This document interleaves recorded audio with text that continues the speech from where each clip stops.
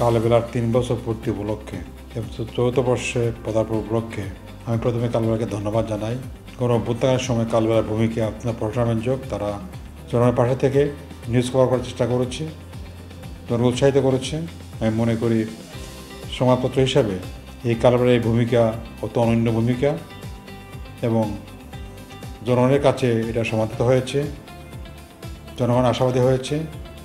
আমি মনে করি সামনের দিনগুলোতেও কালবেলার তার নিরপেক্ষতা বজায় রেখে এদের জনগণের যে মন মানসিকতা, বিশেষ করে ধর্মীয় যে চেতনা, একে লালন করে সামনে তারা এগিয়ে যাবে।